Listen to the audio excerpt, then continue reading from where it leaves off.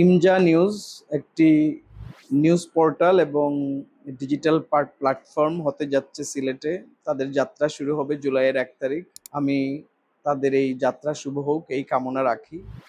আমার কিছু প্রত্যাশা আছে, সেগুলা হচ্ছে সংবাদপত্রের স্বাধীনতার যে প্রশ্ন এখনো পর্যন্ত পাঠক মনে জনমনে ঘুরে বেড়ায়। সুতরাং সংবাদপত্রের স্বাধীনতার যে জায়গাটা, সেটা আমি আশা করব যে পূর্ণভাবে প্রকাশিত হবে এই নতুন উদ্যোগের সাথে। এবং যেসব বিষয় আশয় সাধারণত ডিজিটাল মিডিয়াতে আমরা দেখে থাকি, সেইগুলা ছাড়াও যেসব আমরা দেখি না সাধারণত, কিন্তু এর দেখাটা জরুরি।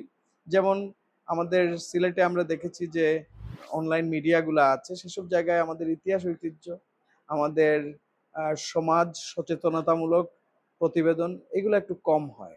আমি মনে করি যে এই জায়গাগুলা, সিলেট কিন্তু একটা খুবই ঐতিহ্যবাহী একটি শহর। এর অনেক প্রাচীন ইতিহাস আছে, সেই ইতিহাসগুলো আমরা জানি না। আমরা গড়পড়তা, আমরা শুধু জৈন্তাটাই বলি, কিন্তু এর অনেক ইতিহাস আছে। আমরা সরাসরি জৈন্তা থেকে আলী আমজদের ঘড়িতে চলে আসি। তো মাঝখানে অনেক জায়গা, অনেক পথ পরিক্রমা আছে, সেইগুলো আমি আশা করব যে আমাদের সাংবাদিক ভাইয়েরা যদি এগুলো তুলে ধরেন এবং এর সাথে সংশ্লিষ্ট ব্যক্তিদেরও সংযুক্ত করেন এবং বিভিন্ন রকম সেক্টরে যদি কাজ করেন, এখানে আমি আশা করব যে শুধু সংবাদ পরিবেশনের নয়, এর পাশাপাশি ইতিহাস, রাজনীতি, সাহিত্য, সংস্কৃতি সবই উঠে আসবে।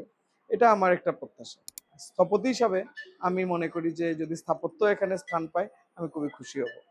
এই উদ্যোগকে আমি অভিনন্দন জানাই।